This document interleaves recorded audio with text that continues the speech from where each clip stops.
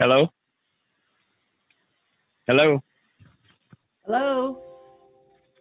Karen, it's Tom. I can't get my screen to work, so I'm trying to call in. Okay, he's in.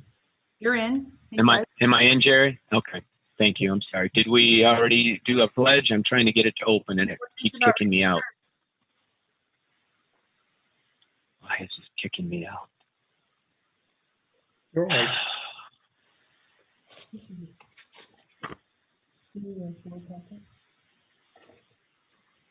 There's extra. I don't know why I printed. Do you want to?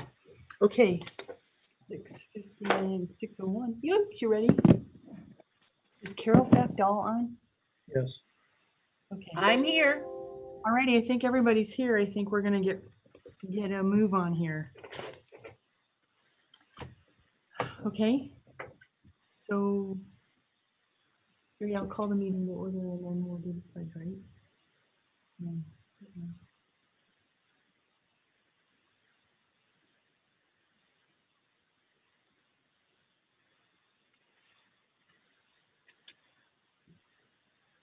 So, good evening.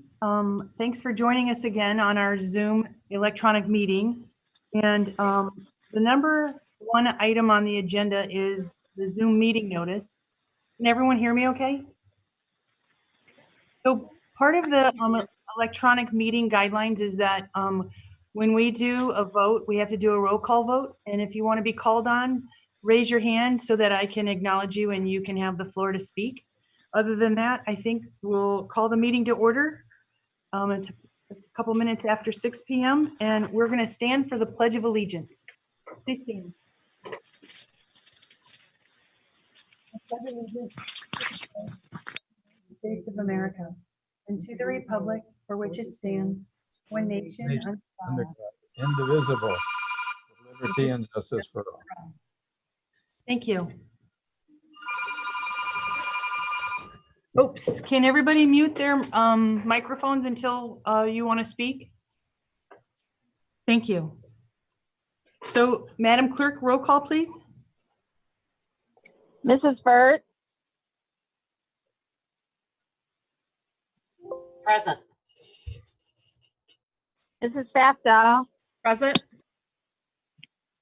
Mrs. Anderson, Present. Ms. Miller, Here.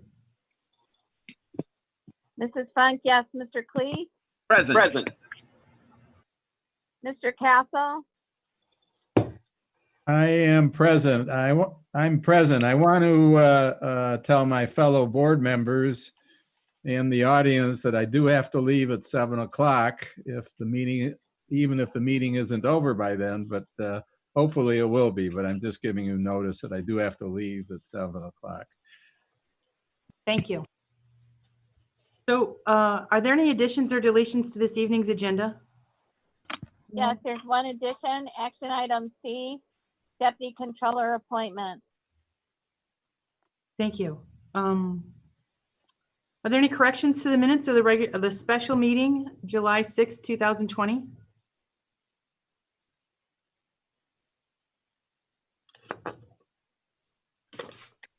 Hearing none. Madam Clerk, roll call, please, on the approval of the minutes from the special meeting, July 6th, 2020. Mr. Castle, Yes. Mrs. Burt, Yes. Mrs. Factall, Yes. Mrs. Anderson, Yes. Ms. Miller, Yes. Mrs. Funk, yes. Mr. Klee, Yes. motion carries.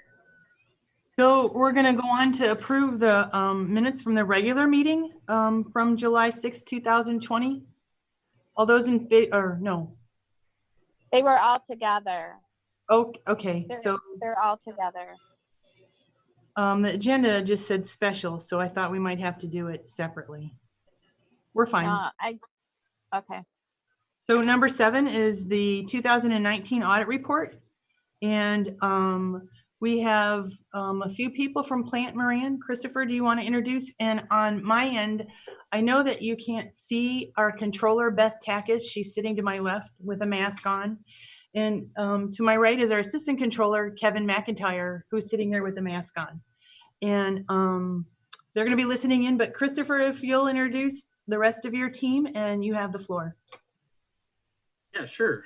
Thanks, Karen. So my name is Christopher Gilbert. I am the manager on the account, and I have with me Joe Kowalski, who is the partner, and then Garrett Gauthier, who is the senior. So Joe is going to kick us off, and then we'll each kind of take over.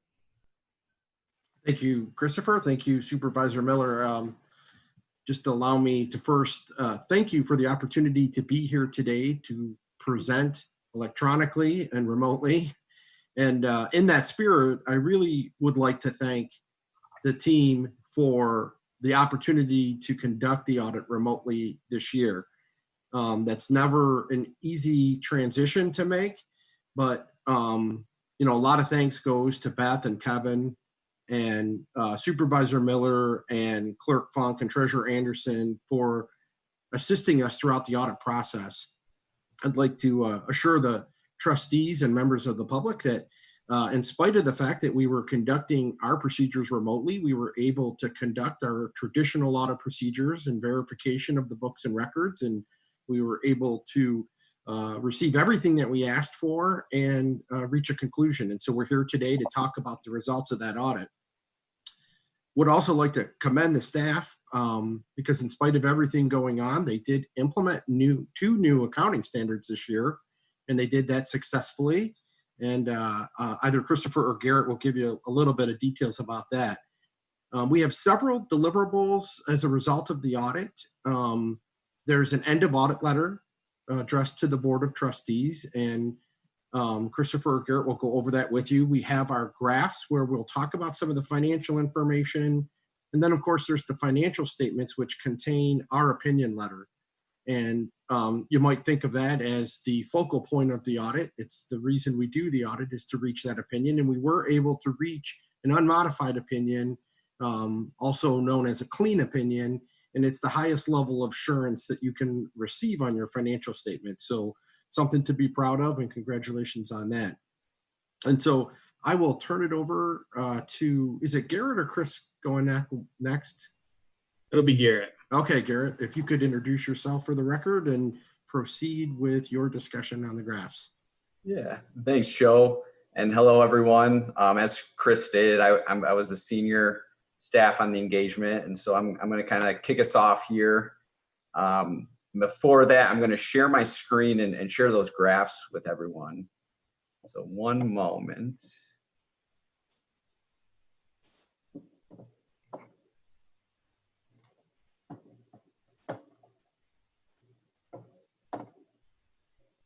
And then, can everyone see the graphs there?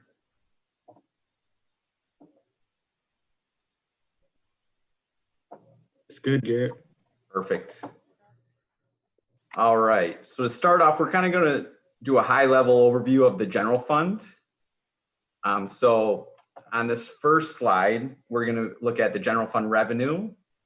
And if you're looking at the presentation and the graph, if you look in the far right, you're going to see the 2019 fiscal year, and then the four preceding fiscal years before that. So what these graphs show is that revenue really has been very consistent year over year. The 2019 general fund revenue was about $10,312,000, which really is only about a $53,000 increase from last year.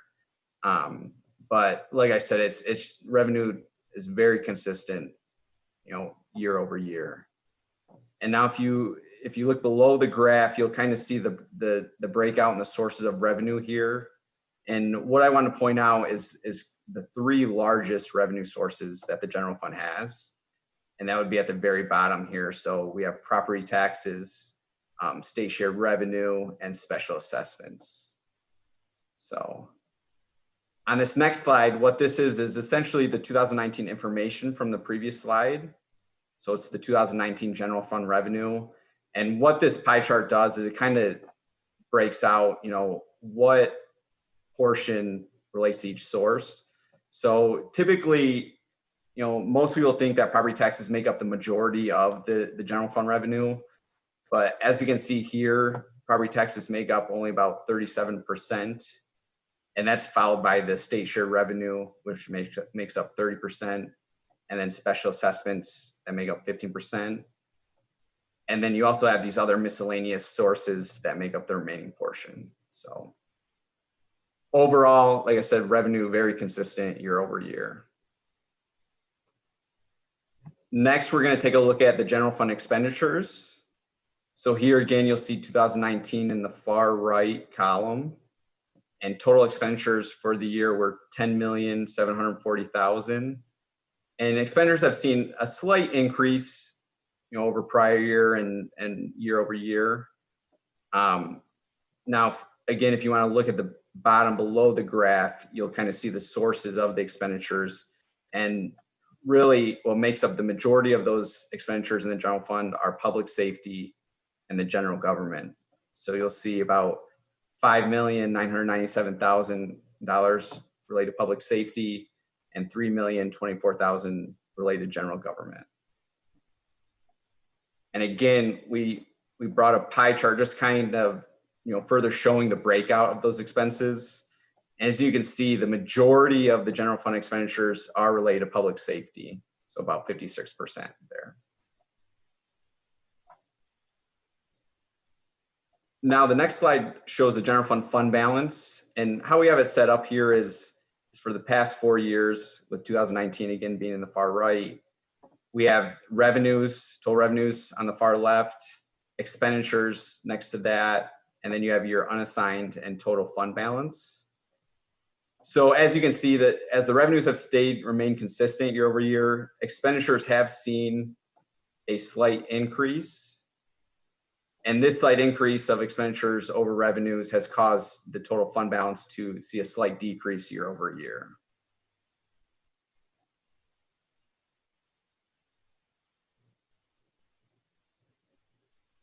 Now, next, we're going to take a look at the police and fire millage fund and that fund balance.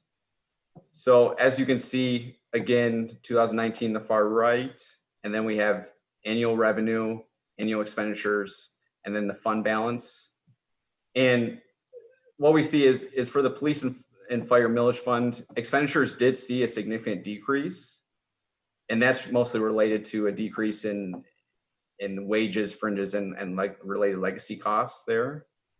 And then revenues remain consistent, just like the general fund. So due to the expenditures being slightly over revenues, you can see the fund balance saw a slight decrease from the prior year. So at this time, before I pass it over to Chris for the sewer and water fund, I just want to open up for any questions anyone has.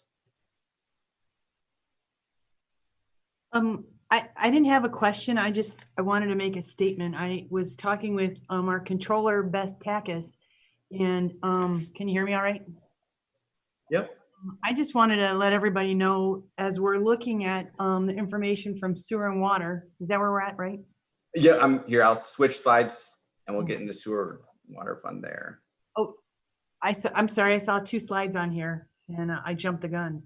Oh, you're good. You're good. If you want, Karen, I can go through that slide and then we can kind of talk about it if you wanted to, if that's how you wanted to handle it. Sure. Okay. All right. So thanks, Garrett. So now we're going to look at the sewer and water fund for the trend for the past 5 years. And there's quite a bit to cover on this graph alone. So I'm going to break everything down and then we can kind of go through any questions or comments. So as you'll notice here on the graph, so total revenue has continued to exceed total expenses, resulting in a positive increase in that position. But however, the margin does continue to get a little thinner as expenses have been increasing at a more rapid rate than revenue. So I guess taking a step back, one good measure of the sewer and water fund is to look at operating income to determine whether the current users of the system are covering the costs associated with them using the system. So again, while this graph shows both operating and non-operating revenue and expenses combined, the trend is pretty much the same for just operating income. in that it has been consistently decreasing over the past few years, again, as the margin continues to get thinner.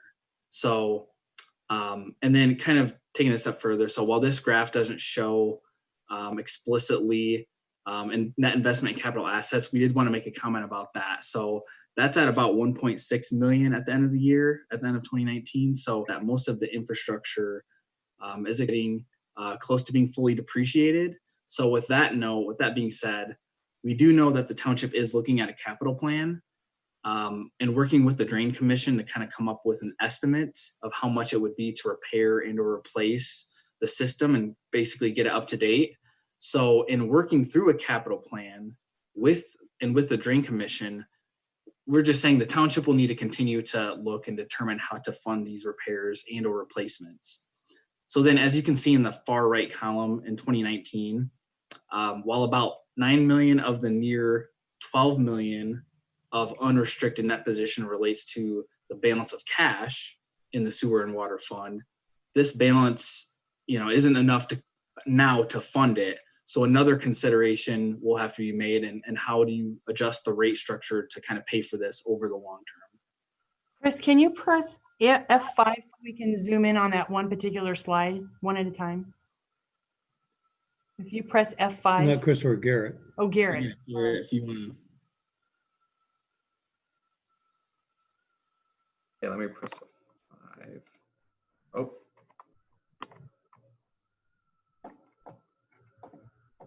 Are you guys able to see that? We see both slides. I was trying to make just do one slide so we could see it bigger. You're in the presenter mode.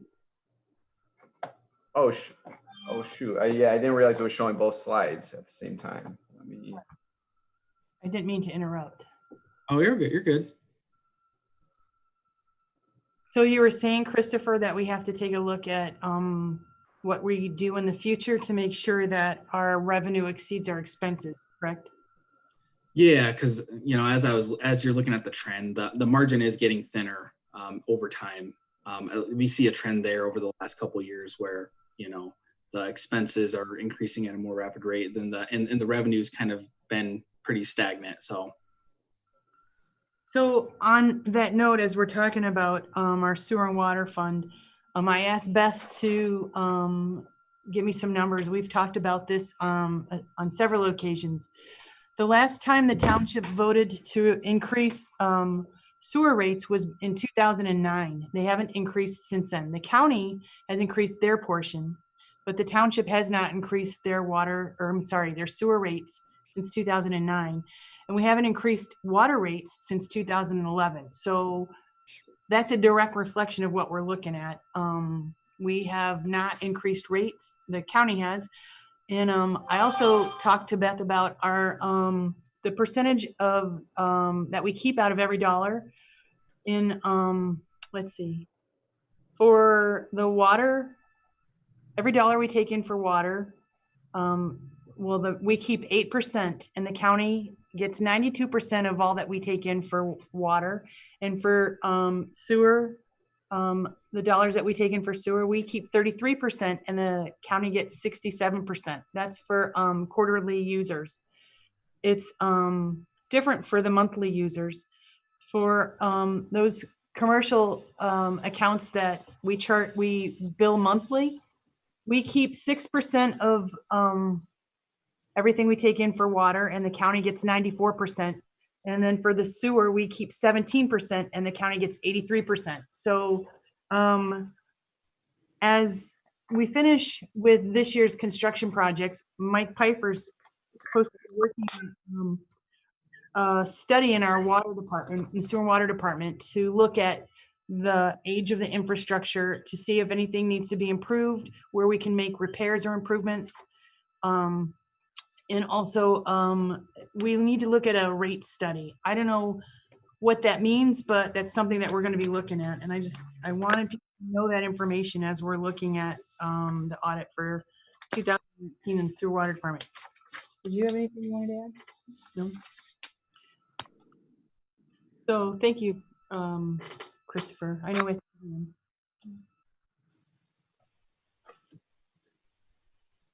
All right. Want to go to the next slide, Garrett? We can kind of look at some legacy costs.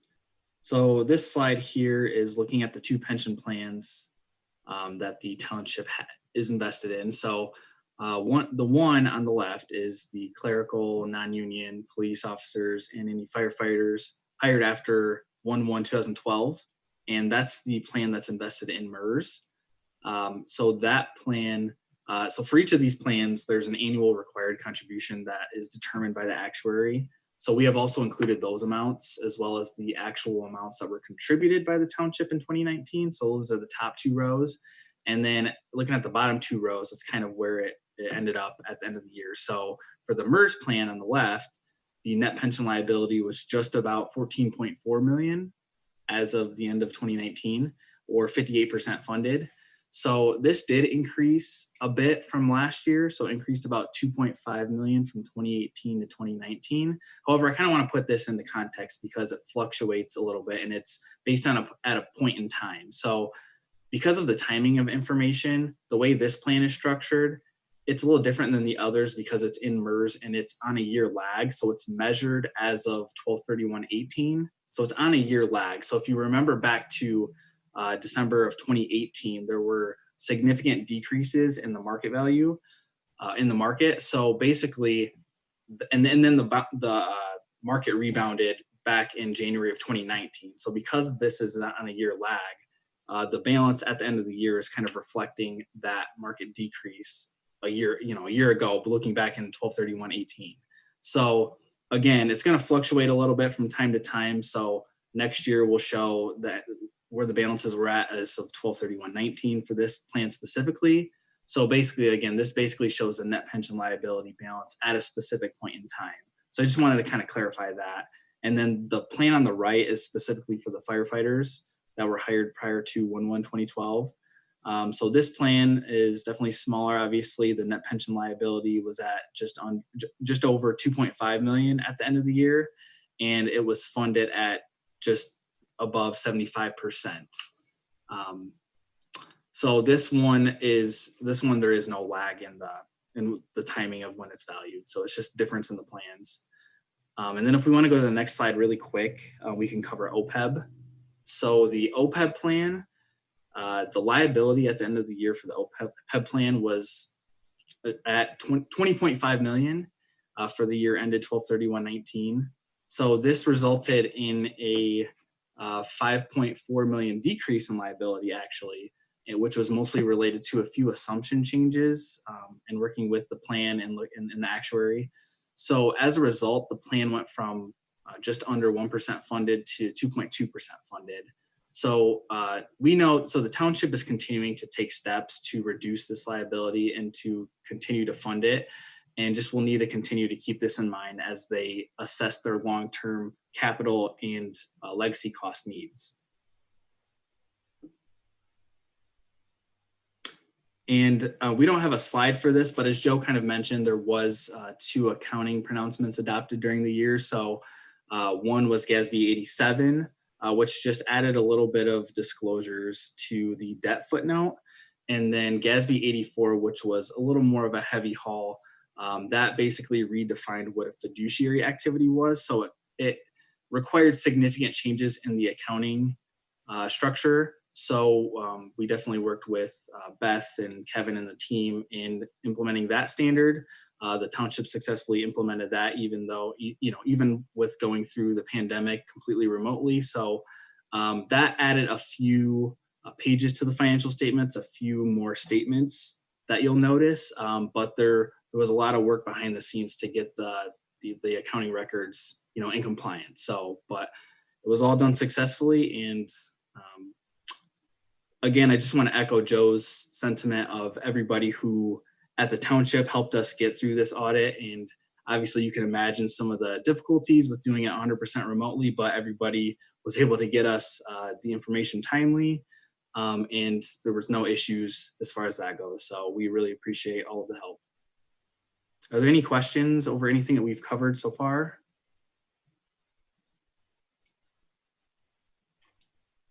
Do any of the trustees have any questions for Christopher or Garrett or Joe? Anyone?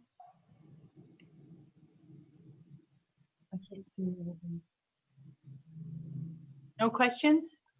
You guys must have done a really good job. So as I said, I have Beth Takis and Kevin McIntyre here with me. And I wanted to tell them publicly, thank you for the work that they do. As you said, Christopher, this was really strange circumstances to work under, having to not only, I mean, it's a lot of work to gather all the information for you guys to do the audit, but also to do it remotely. That added a whole bunch of extra work. And I just was asking Beth how long she's been doing this for. And Beth was made assistant controller in 2003, assisting John Irvin. And then she was made controller in 2009. And I believe every single year that she's been doing the audit, it's been unmodified and a clear audit. And I just want to thank her for her hard work. And she's very fiscally responsible. So if I knew how to push the clapping hands on my computer, I would. And I want to thank Kevin McIntyre, who's going to learn everything he can from Beth before she leaves.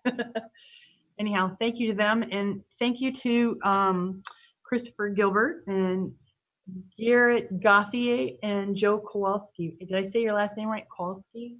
Kowalski, yes. And especially we want to say thank you to, well, actually, congratulations to Christopher, because you recently got married. I don't mean to embarrass you, but congratulations. 1 week, yep. Now that's a real newlywed. Thank you for being here tonight, even with just being married a week. Hey. Anyhow, thank you very much. If no one has any questions, we'll say goodbye. This is your last chance to ask. I did ask Christopher and Garrett and Joe if they would stick around during public comment if anyone had any questions that we could get an answer. So thank you for being willing to stick around. I'm going to have Beth and Kevin stick around through public comment, and then I'll say goodbye to them. So if there's no questions for Christopher, we'll move on to public comment.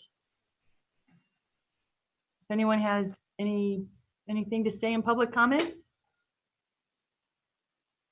Go ahead, Neil. Go ahead, Neil. Okay, I'm unmuted now. Hope everyone's doing well, especially during these difficult times. And again, we very much appreciate your service, all of you, everything you do for our great community. In respect to that audit, I do have a question. Generally speaking, when I've been involved in audits, they actually get a rating.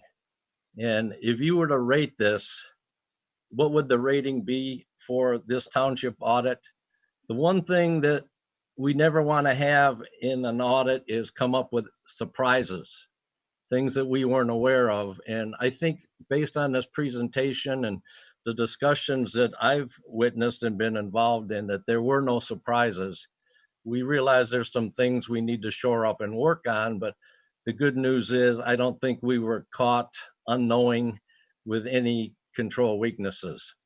So one of the things I did want to talk about is I'm encouraging, especially with the social isolation, I'm encouraging friends in the community, especially elderly people like my wife and I, to vote absentee.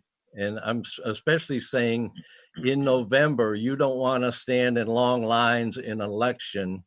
When you vote absentee, you get it directly mailed to your home, as my wife and I have received our primary ballots already. But I've had some questions come up and I really don't know the answer. So I'm hoping between the supervisor and the clerk, you can respond to this as you're giving your reports this evening.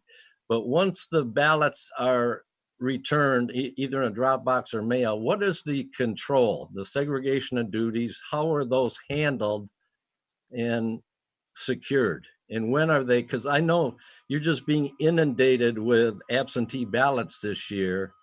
Do you open them all on election day, and how are they going to be handled? So I'd just like to know a little bit more on the segregation duties, the audit rating, and how the absentee ballots are handled. So when I talk to other people about, yeah, absentee ballots is the way to go, you should really consider isolating and doing an absentee ballot as opposed to going out in public at the polls. I'd like to be able to respond to them better as far as the segregation duties and the internal controls in respect to how the ballots are handled once they're returned. And again, thank you for your time. We appreciate all of you. So that question is going to be answered by Madam Clerk. She has the answer, and I would have her answer during report time. But before the auditors leave, Christopher, would you be able to answer the question as how did we rate on our audit on a scale? Is that Yeah, if I was giving it a letter grade, I would say an A. Great. A plus? No. Same thing. And So- audit ratings are not handed out, they are earned. So congratulations to all of you on earning that audit rating. Thank you. Thank you to Beth Takis, and thank you to Kevin McIntyre and the rest of the crew for living within the budget. And Christopher, I know our bond rating, our credit rating for bonding is a capital A, small A3. And that's, would you say that's a pretty strong rating? Joe, you probably see this a little more than me. Yeah, I mean, I think that is a strong rating. Yeah. It's not the highest category of rating, but it is a strong rating. Which really, Much stronger than many others. Right. thank you. If there's no other questions, is there anyone else who'd like to speak during public comment? I don't see anyone else who is wanting to speak. So at this point, we're going to close public comment, and we're also going to say goodbye to Christopher, Garrett, and Joe, and Beth, and Kevin. Thank you very much for being here, and thank you for your work. Thank you. Thank you, guys. Thank you. Thank you. Thanks so much, everyone. Yeah, thank you, everyone. Great job.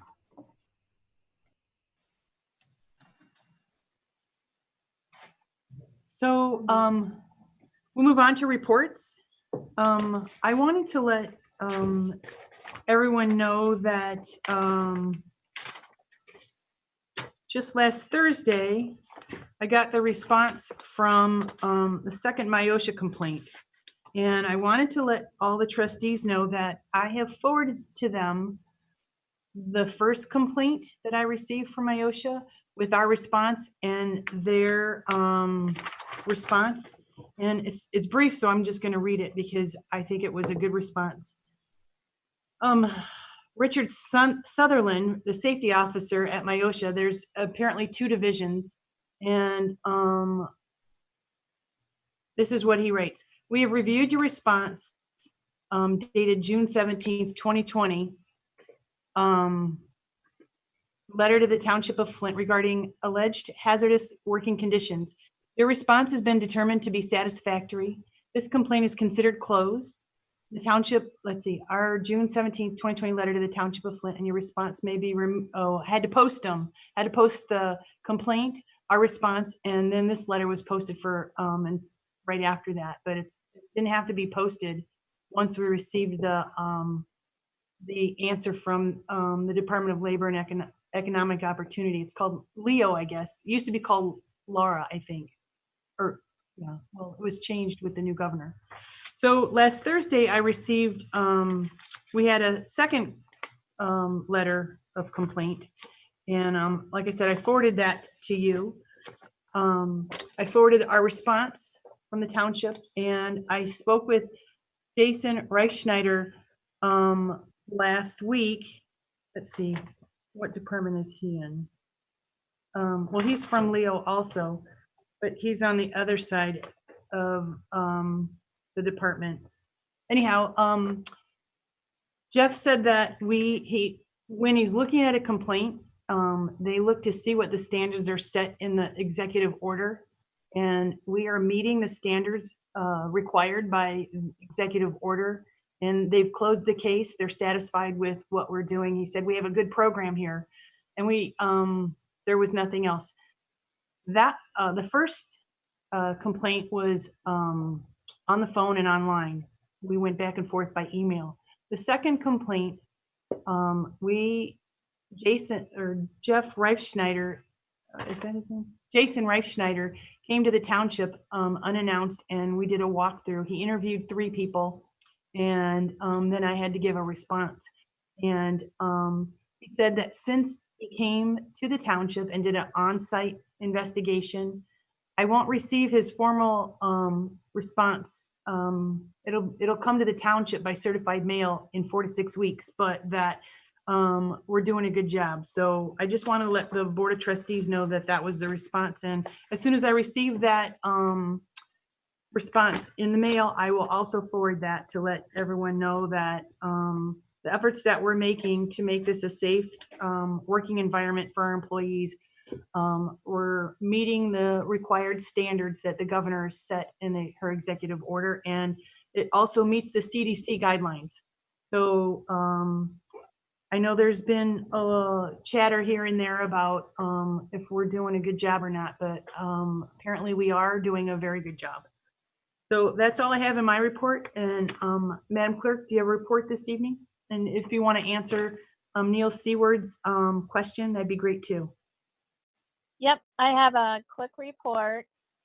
Just that the polls will be open Tuesday, August 4th from 7 a.m. until 8 p.m.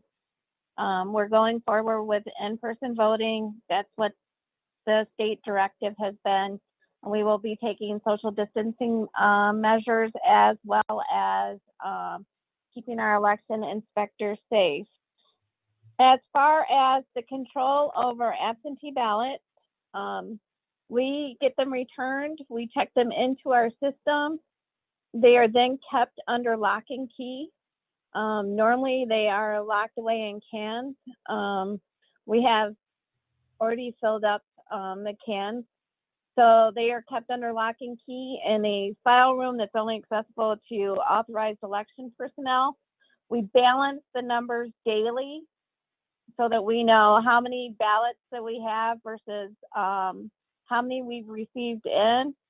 The ballots themselves will be transported to the counting board on election day.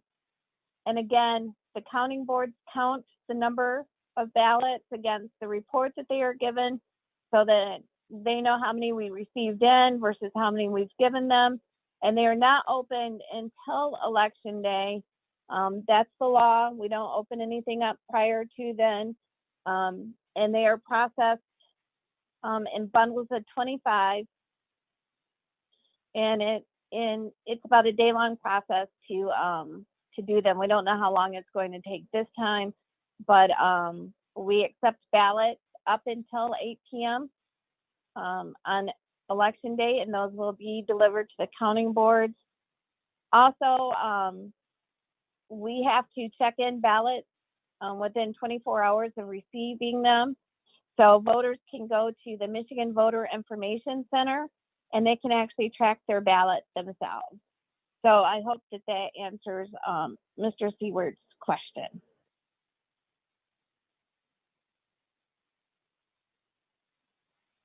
And that's all I have for my report.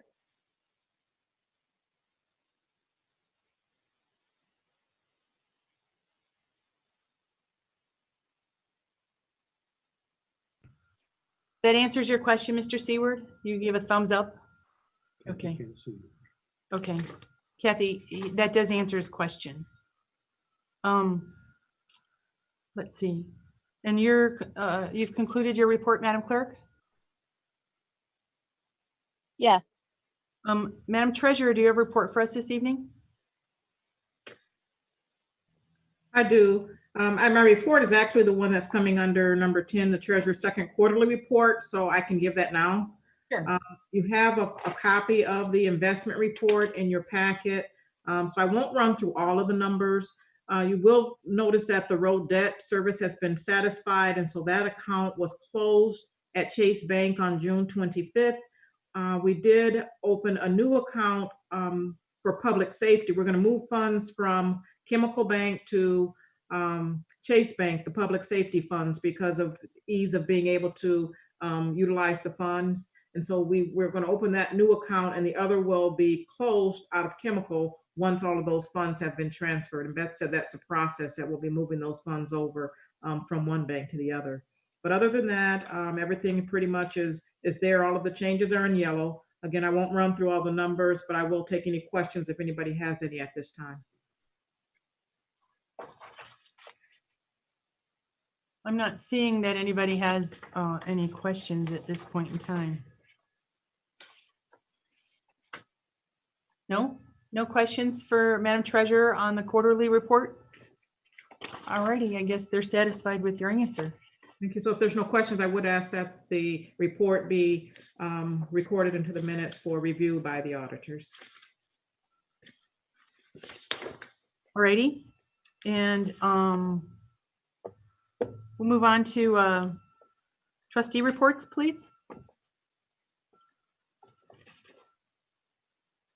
Are there any trustee reports? I'm going to call you by name. We'll start with Frank Castle, please. Yeah, I don't have any report, but I would like to commend the board and all of us for the past year. We obviously got good reports from the auditors and no exceptions. I would like to ask the clerk, I guess she would be the most knowledgeable. Does a clerk have an estimate as to how many people will vote percentage-wise? How many people will vote live, and how many residents will vote by absentee ballot this time around, at least for the primary? That's the $1 million question, Trustee Castle.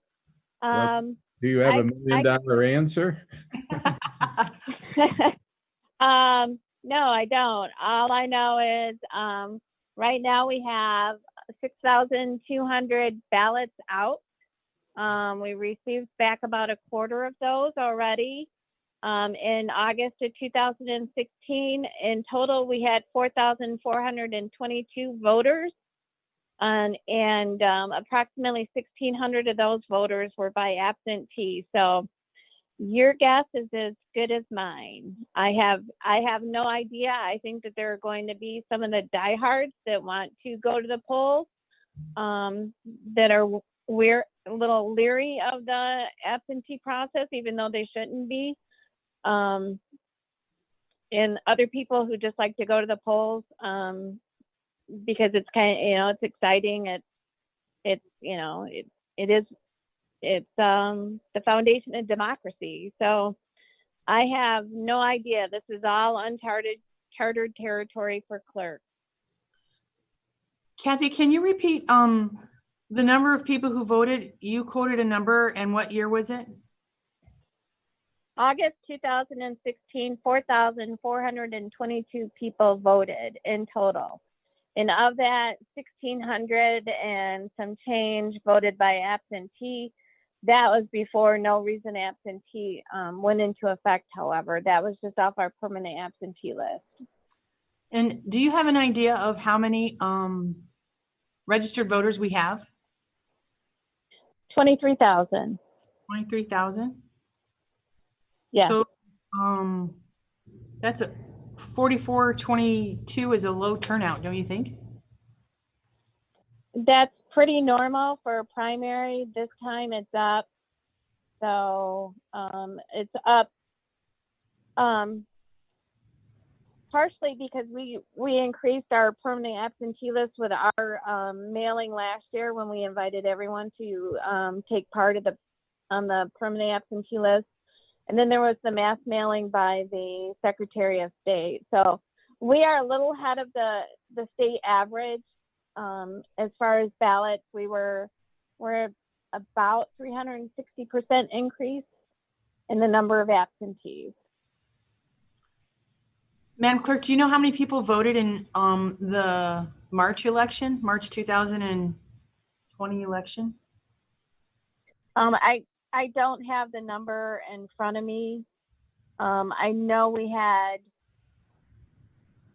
a record number of absentees. I know we had a little more than 4,000 absentees. So I could find that out. I just don't have access to it at the moment. And frankly, March seems so far away. No, I'm Even sure. though it was 2 months ago. Are you all set on your answer, your question, Trustee Castle? And does that conclude your report this evening? Yes. So I'll move on to Trustee Klee. Do you have a report for us this evening? Good evening, everyone.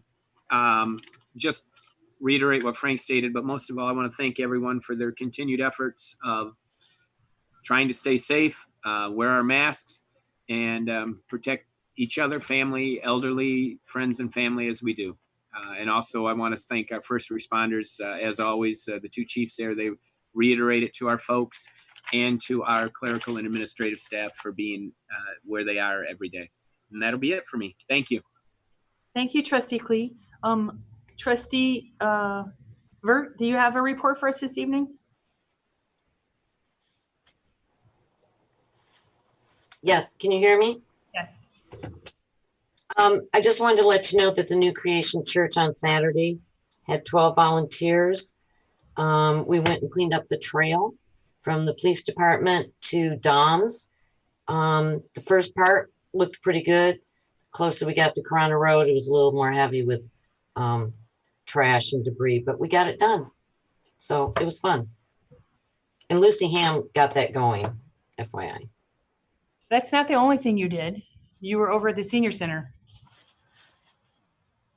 Oh, yes. I was yeah, I was asked for to do help two young people with some community work. So we cleaned the entire garden up there.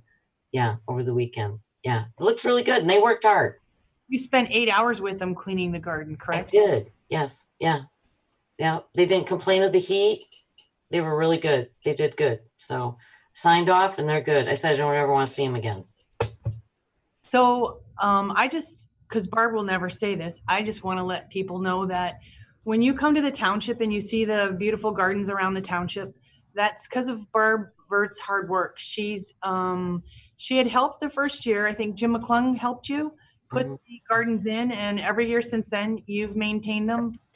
Paul has helped a little bit whenever you've asked him to, but you've done the hard work, the lifting and the sweating, and you get to reap the rewards because the gardens are beautiful. And I know you're working over at the police station. You planted the flowers around and you weed also around the clock.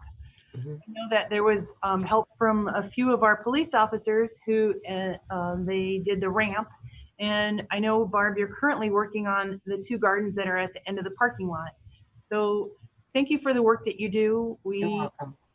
We don't often see you doing the work because it's done when the offices are closed and the trail's long. And so I just wanted to say, I really appreciate the volunteer work that you do when you do that work for us and for our fellow residents. Thank you very much. You're welcome. I enjoy it. Thank you. Anything else, Trustee Vert? Nope. That's it. Thank you. Trustee Fafdal, do you have a report for us this evening? Just thanks for Trustee Vert for her green thumb because it does make the township look beautiful. And also our next planning committee meeting would be Thursday, August the 13th at 6 p.m. The planning commission is meeting then? Yes. That's all I had for tonight. Tina, that will be in person, right? Yes. You guys have a subcommittee meeting next week, right? Pre-planning, yes. Okay. Alrighty. Anything else? That would be it. Thank you. Thank you. We'll move on to staff reports. Chief Salter, do you have a report for us this evening? Yes, ma'am, we do. Thank you. Since the last board meeting on July 6th, the police departments responded to over 1,400 calls, which is approximately about 100 per day. There was a shooting on the 3500 block of Concord. The victim was found in his car with a gunshot wound. At the time of the original call, all your department or police department had was just a description of the suspect vehicle. Through the hard work of your officers and detectives, they actually are able to find the truck and actually identify the suspect. He was arrested last week and they swore at a warrant, multiple warrants, but one of them is assault with intent to murder. So it was a great work by them guys. A lot of hard work for a case that had hardly any kind of evidence or leads for it. As some of you guys are aware, today there's another protest. The protest was a Fight for 15 and Black Lives Matter protest. About 35 marchers walked from the Genesee Valley Mall down Linden Road to McDonald's. They stayed at McDonald's for approximately 15 minutes. Then they marched back to Linden Road up to the Michigan State Police Post, where they stayed for another 20 minutes or so protesting. Again, like the last one was, it was a peaceful protest. We were assisted by our fire department, Michigan State Police, Genesee County Sheriff's Office, Flushing City and Flushing Township, MedStar Ambulance, and Genesee County 911. They all assisted with that. Without their help, or with their help, it made it successful. And I have one item for the agenda tonight. Thank you. Chief Stadler, do you have a report for us this evening? Yes, I do. Thank you. Good evening to all. Activities since the last board meeting. Your fire department has responded to 39 incidents during this time. Noteworthy alarms during this period, back-to-back structure fires with temps in the 90s once again challenged our personnel on the 6th. We responded to the 2000 block at Diamond on a residential structure fire with a garage well involved in fire upon our arrival. 2 houses and another garage were threatened by the fire. Our personnel did a great job of limiting fire damage to the garage with only heat damage to the 3 exposures. There were no injuries on this incident. The cause of this fire was carelessly discarded smoking materials, and we were assisted by Swartz Creek on this incident. While on scene on the Diamond fire, we were also dispatched to a commercial structure fire at the Randy Wise Auto Mall on Lennon Road, with heavy smoke coming from the building upon our arrival. The fire that started in the service bay caused fire damage to multiple vehicles and heat and smoke damage to most of the building. There were no injuries on this incident. The cause of this fire was an electrical issue with a vehicle that was in for repair. We were assisted by Swartz Creek, Mundy Township, Grand Blanc Township, Flushing, and Mount Morris Township on this incident. On the 13th, we responded to Stalker School, a reported structure fire with smoke in the building upon our arrival. Fire damage was minimal, although this fire was intentionally set. Over the weekend, we responded to the 1000 block of West Whittemore, a residential structure fire with a reported person entrapped. While en route, we were notified that everyone was indeed evacuated from the home. The home was heavily involved in fire upon our arrival, with another home that was threatened. We were able to protect the exposure, but the home was a total loss. One child was transported to the hospital and treated for smoke inhalation. The cause of this fire is under investigation. We were assisted by Burton, Mundy Township, and Swartz Creek on this incident. We don't always say it about every alarm, but I want to thank Chief Salter and his department for their assistance on our incidents. Whether it be traffic control, crowd control, evacuation, or whatever is needed, our police department does a great job, and we greatly appreciate their assistance on our incidents. Thank you, Chief Salter. To our residents, we did receive some rain and currently are issuing burn permits, but as always, we are closely monitoring the weather conditions. In upcoming activities, department training this week will be on hose streams, salvage tarps, and ventilation. We do not have any action items on the agenda. Thank you very much. Thank you very much. Mrs. Tucker, are you with us? Well, there you are. Do you have a report for us this evening? I'm here. Yes, hello, everybody. Hello. So we have, as trustee. Tracy, can I ask you to turn your volume up, please? There, can you hear me better? A little better. So as Trustee Fafdahl mentioned, we do have a planning commission meeting on August 13th. We have one item for the agenda for that night, or one case, which is 3069 South Linden Road. And it's a gentleman who's wanting to put in a used car sales. There used to be used car sales there at the last use. But he does have to do site plan review. So we're going to be looking at that application next week. Zoning Board of Appeals will have a meeting on August 5th, and that has two cases. One is the Ace Outdoors that's looking at gravel for their part of their parking area, and then one is for Howell Avenue for a home occupation and an accessory building. Projects that I've been working on right now are the Lowe's building, the TDM building on Dye Road. Woodhaven is looking at some expansion. And then the Ally Challenge is wanting to put up a photo opportunity for their spectators, since they won't be allowing spectators at the event. So I've been working with them. They're going to do something at Genesee Valley in the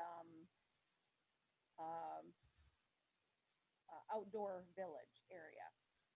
Also, we've been working on the road projects for Linden Creek Parkway, Lincor Taft Mansour, Commerce and Exchange, Austin's Parkway, Neridia Marketplace, and Holiday Drive.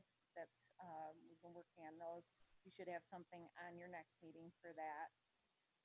And then in the marketing at the DDA level, we've been trying to do some small business promotions. Prior to your last meeting, we had a food tour that we did on Bristol Road and then on Linden Road. And we're going to do another Discover Flint Township small business promotion on Friday, July 31st from 11 to 1. And this time we're going to focus on the salons and barbershops, which we've never done before. So that should be interesting. But it brings positive attention to our business sector and helps our small businesses. So it's a good way for us to promote not only the township, but our businesses. And that's all I have, unless there's any questions. Thank you very much. I think any questions? No, I don't see any questions from anybody. Thank you, Tracy. We'll move on to number 11, Madam Treasurer. Yes, trustees should have received the invoice rosters via email. We are requesting authorization to pay bills in the amount of $960. In addition, invoices and/or disbursements were paid out in the amount of $224,835.18 on July 9th and $1,064,053.77 on July 16th. As authorized by the board's purchasing policy, section 8 on the exemptions. So a motion is in order to pay bills in the amount of $960 and to acknowledge payment of invoices and or disbursements in the amount of $1,288,888.95 for a grand total of $1,269,848.95. Is there a second to the motion?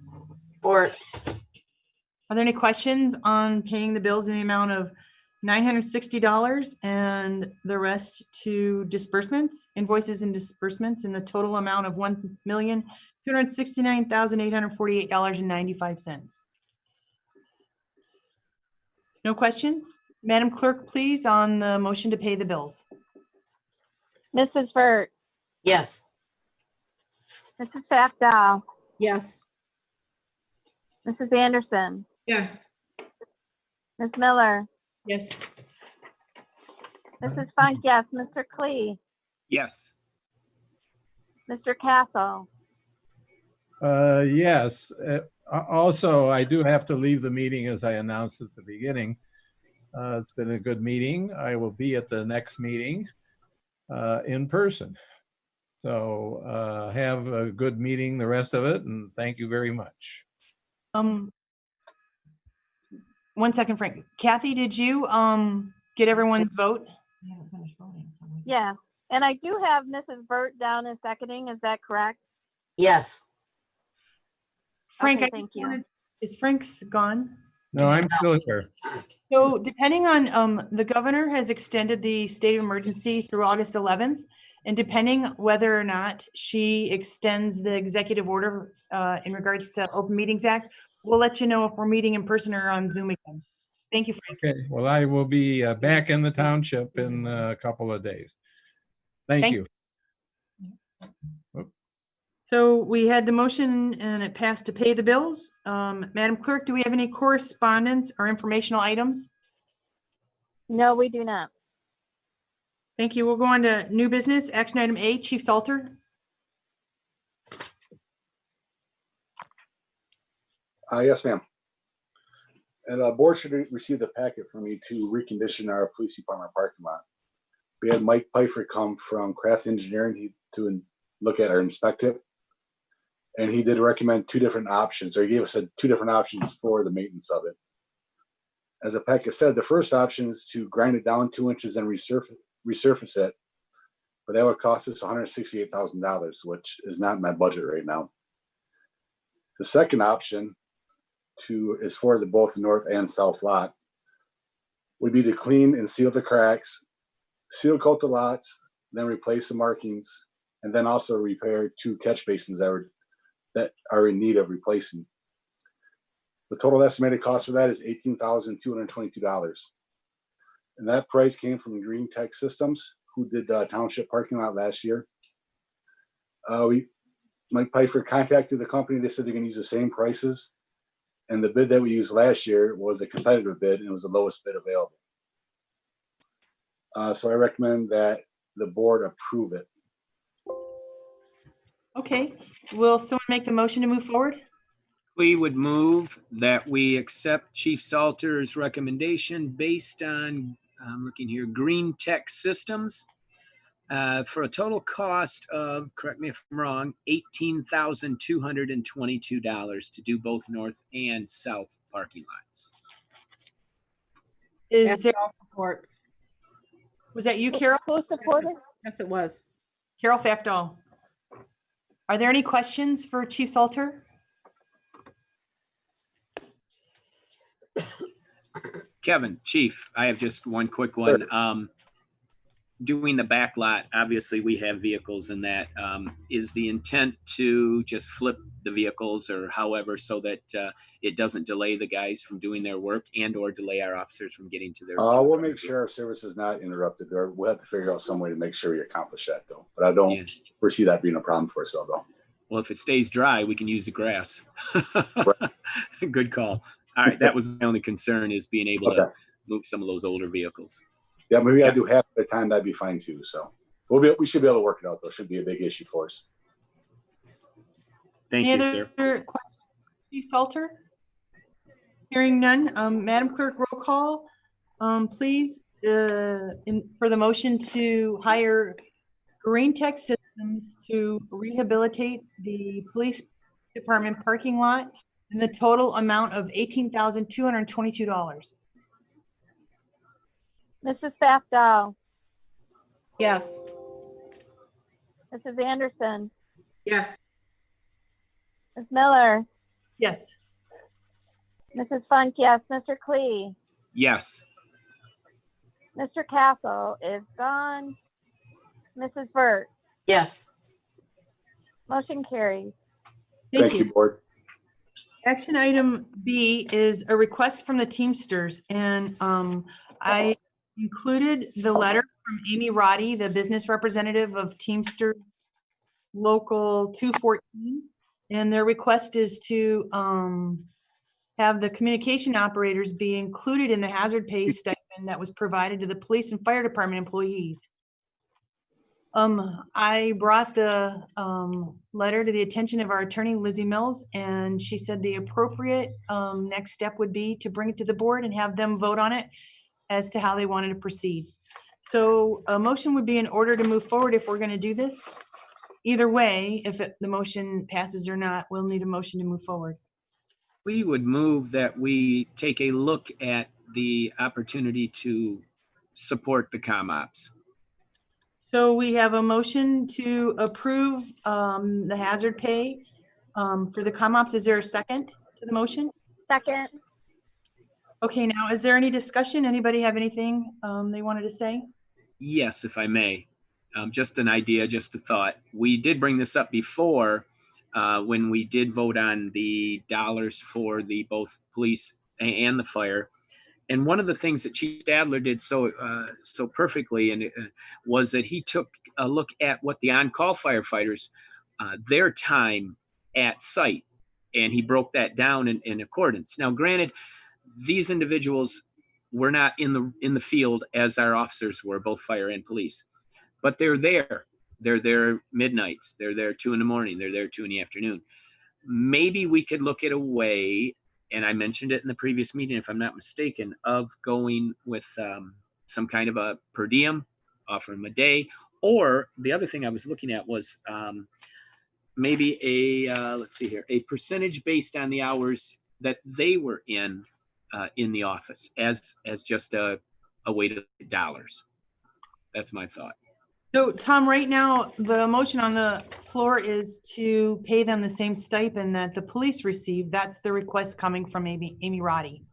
Well, then I'm going to adjust it because I stated that we look at this. I didn't say that we would follow a full 100% of what was there.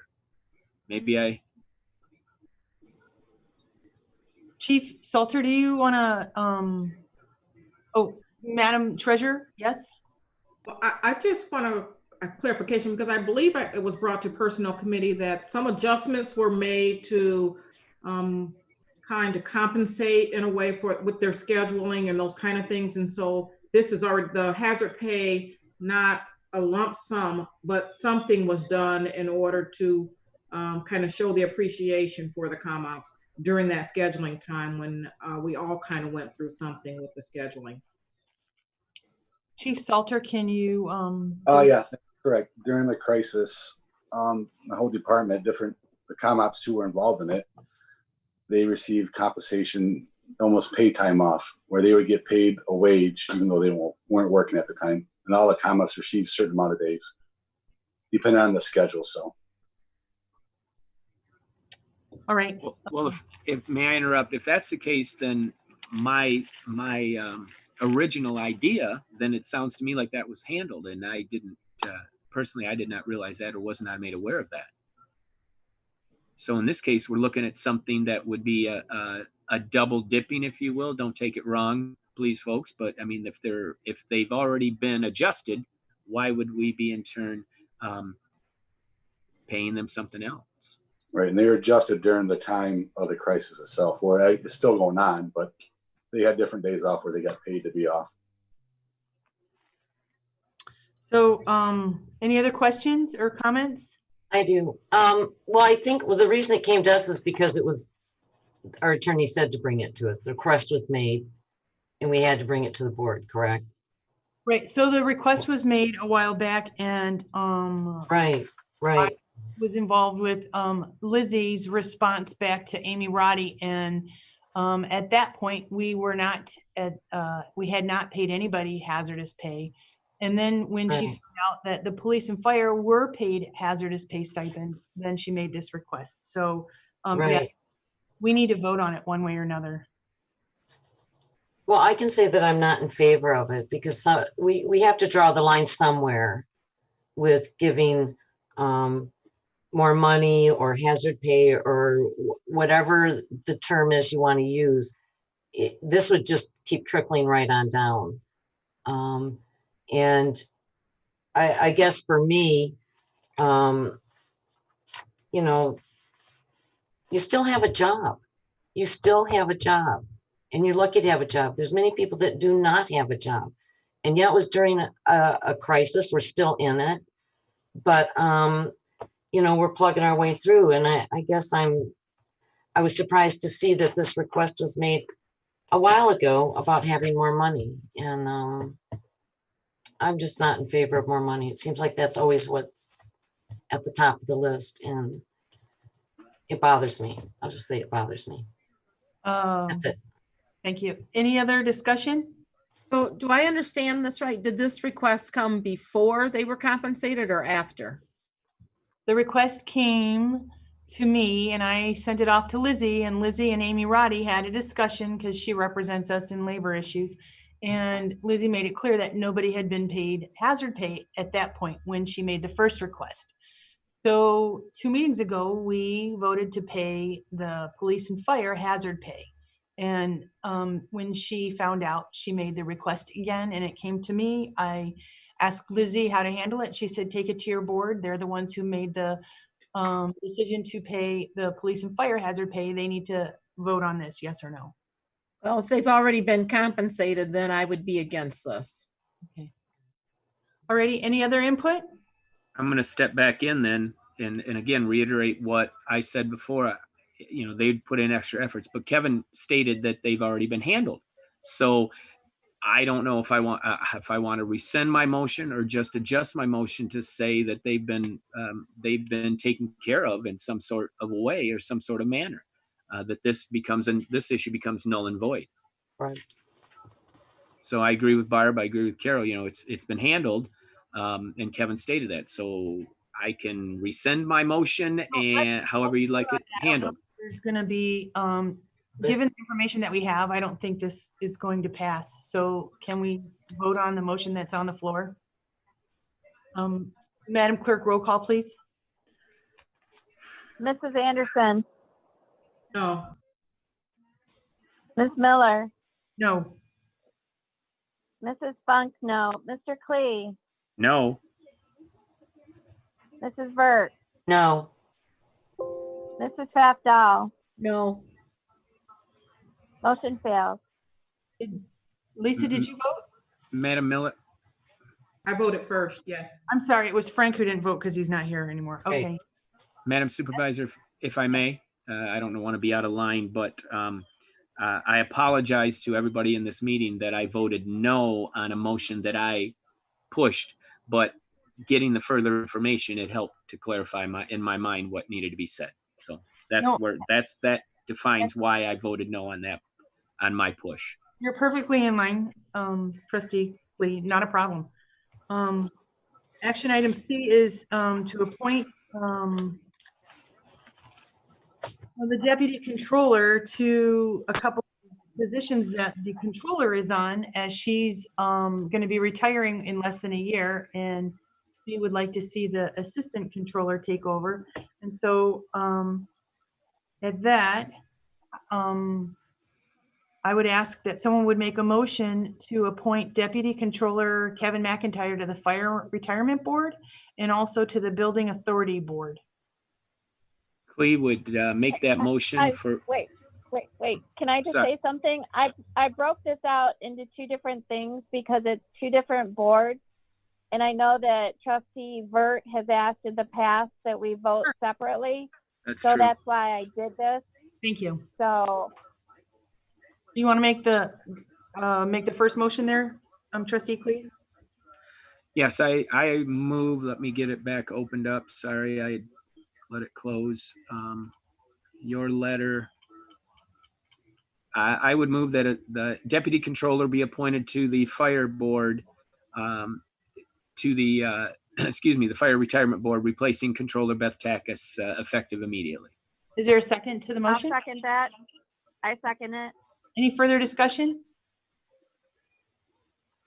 Hearing none, Madam Clerk, roll call please on the appointment of Deputy Controller Kevin McIntyre to the Fire Retirement Board, effective immediately. Ms. Miller. Yes. Mrs. Funk, yes. Mr. Klee. Yes.